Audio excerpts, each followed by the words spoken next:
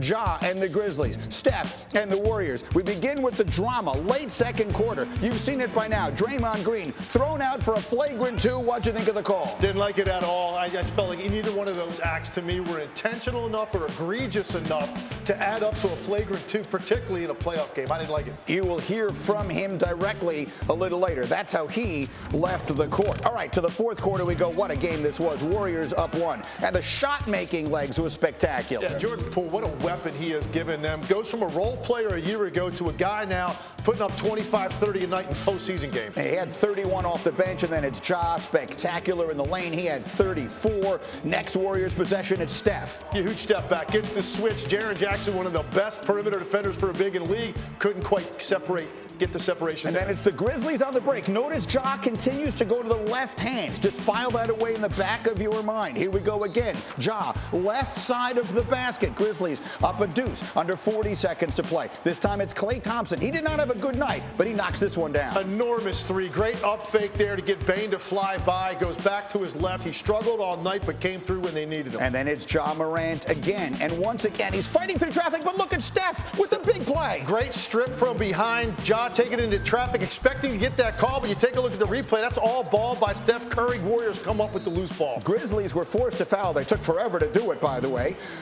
And then Klay goes to the line. He missed the first. He misses them both. It's unbelievable. And then the ball goes out of bounds, and the refs can't decide who touched it, and it's not reviewable. So we're going to go to a jump ball, which is ridiculous. And the Grizzlies wind up winning that. They call a timeout, and here's the play. Remember, they go left. Morant goes left. Klay remembered it, and he gets redemption. Klay Thompson with a great defensive play, despite missing the free throws. And Draymond is there saying, thanks for bailing me out, guys. The Warriors, a 1-point win in an absolute thriller. Morant, part of the conversation when it was all over.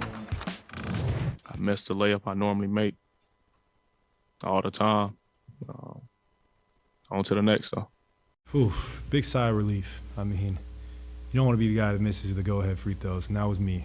So I just wanted to take it all in, soak it all in, even because I know it's not the championship, but it's still a huge win for us. It's not the championship, but somehow it kind of felt like it. Let's dive into the game, and then we'll dive into the Draymond of it all. Again, Windy is up with us early here. What's your number one takeaway from what was an absolute thrilling finish yesterday in Memphis? Windy.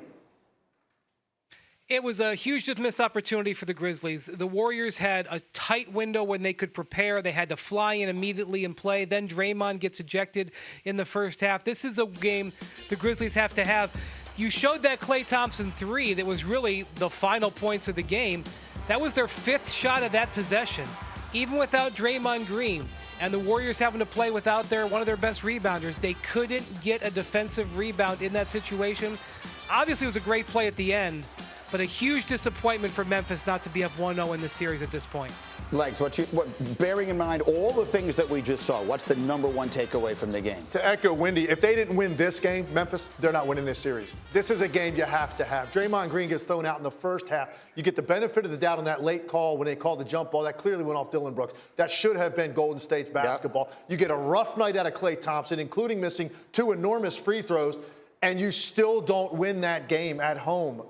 For me, that's one you absolutely have to have for momentum. The problem now is, look, Jordan Poole has arrived at such a level, you don't need great nights out of Klay Thompson and Steph Curry. That's the thing. One of those guys can be off on a given night because you've got another weapon capable of doing what he's doing right now. For me, that's a major difference maker for Golden State. I'll give you credit. You were the one who said to me, he absolutely should have won Most Improved Player. You were telling me that Poole deserved that award when we were doing our votes, and he has shown it. In this postseason, he has stepped up huge. Now, obviously, the storyline, or one of the major storylines, was the ejection of Draymond Green. You saw him leave the court in the sort of Draymond way in which he did. Then he was hugging everybody afterwards. Then he left without talking to the media, went back to the hotel, and recorded a podcast. Here's what he said about the ejection.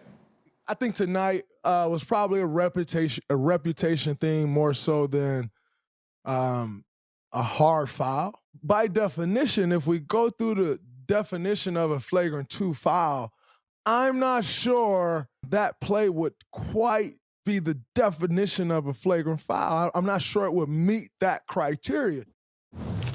So that's what he said. Windy, what do you say? Well, from one hotel room to another, Kane Fitzgerald, the lead referee in this game, gave an interview afterwards and said, in fact, by definition, it did. There was a wind-up, and then there was a pull-down, unnecessary and excessive. They just went bullet points by the rule, consulted with the league in office in Secaucus, and verified the decision. Now, from a practical matter, to eject a player of Draymond Green's value in the first quarter of a playoff game in something that isn't as clear, that to me doesn't feel right. But Draymond's argument is being used back against him in his face about the definition. Legs, you mentioned it. You did not think it rose to that level there in that specific situation. Draymond said he thinks it's a reputation thing. We all know his reputation precedes him to some degree. What do you think? I think he's probably right about that, and I think I have a problem because the definition of a windup, you got to explain this to me. He slid over, his arm was already up, and he just swiped down. It's obvious he's trying to swipe down on his arm, and he's just happened to catch part of his face.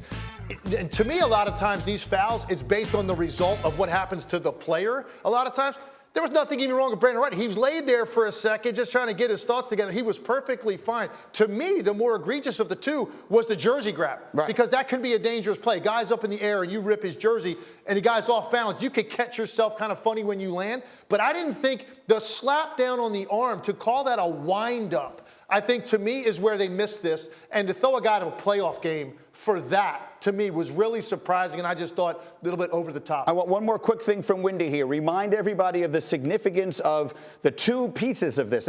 He's now got 2 flagrant points in this postseason. Very quickly, Windy, why is that important? Yeah, and this is what Draymond was doing on this podcast. He's campaigning for it to be downgraded in review because in 2016, when he was suspended, it was for accumulation of flagrant foul points. You get 4, you're suspended. He now has 2. He's appealing to get that reduced. We'll see what the league office says today. Thank you for watching ESPN on YouTube. For live streaming sports and premium content, subscribe to ESPN+.